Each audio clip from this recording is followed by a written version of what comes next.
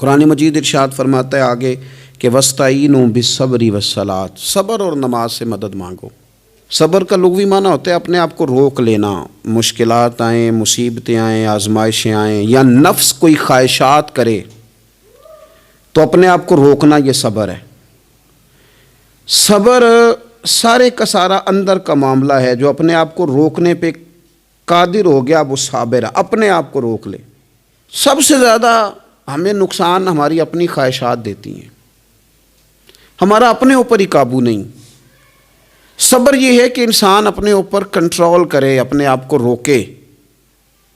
اسی لیے نبی پاک صلی اللہ علیہ وسلم نے صحابہ سے پوچھا تھا نا پہلوان کون ہے؟ تو یا رسول اللہ جو میدان میں اترے اور اپنے دشمن کو بچھاڑ دے، تو حضور نے فرمایا نہیں، جو غصے کے وقت اپنے آپ کو قابو کر لے وہ پہلوان ہے، جو تحمل کا مظاہرہ کر جائے وہ پہلوان ہے۔ صبر کا معنی ہوتا ہے اپنے آپ کو پہ کنٹرول رکھنا، آپ کو کنٹرول حاصل ہو اپنی خواہشات پر بھی، اپنے جذبات پر بھی، اپنے معاملات پر بھی، آپ اس کو کنٹرول کر سکیں۔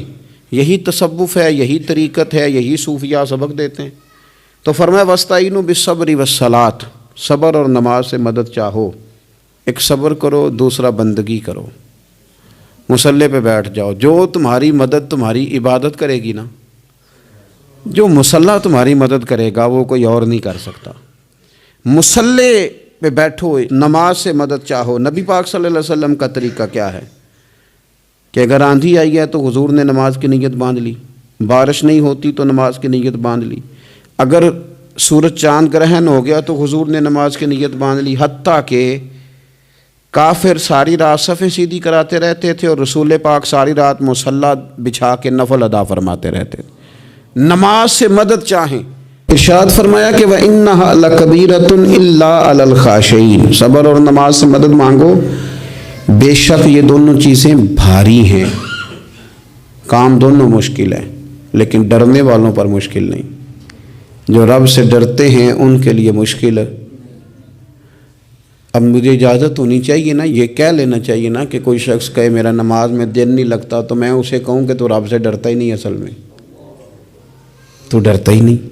اگر تو ڈرے تو لفظ ہی نہ ادا کرے، اللہ نے بلایا اور تو آیا ہی نہیں۔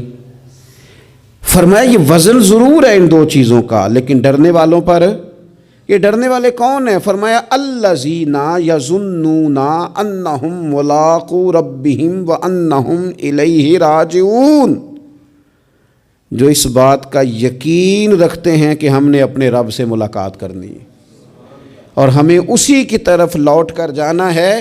جس بندے کو یقین ہونا میں نے رب سے ملنا ہے، میں نے اس سے ملنا ہے، اسی کی طرف جانا ہے، اس کے لیے نہ نماز مشکل ہے نہ صبر مشکل ہے، اس کے لیے دونوں چیزیں آسان ہو جاتی ہیں۔ شرط یہ ہے کہ شوق ہو تیرے اندر رب سے ملاقات کا، تجھے شوق ہو۔ میرے نبی پاک صلی اللہ علیہ وسلم نے فرمایا لوگوں جو رب سے ملنے کا شوق رکھتا ہے نا، اللہ بھی اس سے ملنا پسند کرتا ہے، اور جس کے دل میں شوق ہی نہیں رب سے ملنے کا، تو جو اللہ کی ملاقات پہ یقین رکھتا ہے نا، وہ پھر نماز اور صبر کا عادی ہو جاتا ہے۔ تو ان تین چار چیزوں پر خوب توجہ کریں، خوب توجہ کریں۔